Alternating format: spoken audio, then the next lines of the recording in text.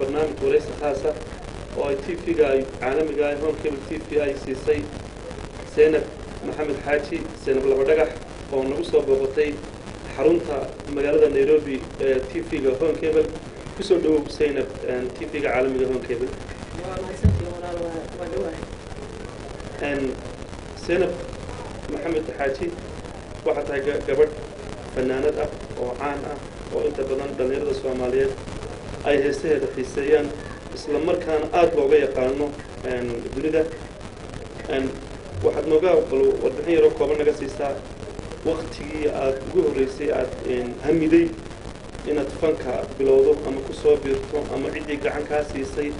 oo taariikhtaa wax nooga yartaa taabadigu soo koobay fanka waxaan si professional ugu bilaabay magaalada Toronto ee dalka Canada 1995 hase yeeshee weligayba waan iska heesi jiray markaan yaraa iskuulaadka ahaan jira ardayda iskuulaad ku haysta oo madaxweynayaasha soo dhaweysa oo flowerka iyo wiilka waxaas waan ahaa markaan yaraa laakiin waxaan si professional ugu bilaabay Toronto 1995 heestii ugu horeysay aad qaado meel maxfala baad ka qaaday miyaad duubtay marwaadad ku matelisay heestii ugu horeysay ee aad hirgashay ama aad qaato ma heestii ugu horeysay oo hirgashay oo aniga aan leeyahay waxaa la yiraahdaa Maayo Jacayl albumkii ugu horeeyay oo aniga ahaan aan lahaa aan sameeyay ku jirtay waxaana ii tumay musician-ka ila socda hadda Absalaan Saciid Xasan Jimi waxaana ka heesay show lahaa fanaanka weyn oo taqaan Axmed Ali Cigaal oo isla shanay sagaashankii aan ka sameeyay magaalada Ottawa markii ugu horeysay oo stage aan ka heesay magaalada Axmed Ali Cigaal show heesta Maayo Jacayl yaa midhaheeda lahaa laxanka yaa saaray midhaheeda waxaa lahaa abwaan ay ahayd heeskiisa ugu horeeyay abwaan cusub ahaa markaas Cabdirasaaq Dalmar la yiraahdo miraha laxankana waxaa ii saaray fanaanka weyn oo taqaanaan mulaxanka ah Axmed Ali Cigaal Maayo Jacayl markaad studio sagaashankii banaadayst markaad ay soo baxday albumka aan ku soo saaray albumka heesta kale barbarin baa ku jiray heesta fara badan oo waxaa ku jira anaga aan lahayn oo koobi ah albumka Maayo Jacayl waa albumkii ugu horeeyay marka adigoo heesta Maayo Jacayl in yar noogu luuqay iyadoo leedahay waxa aan la dhacayaa la dhedheeliyayaa daawa ah dheere dhabarkiyo tagahay culso waad qanayska waan ka dhusugayaa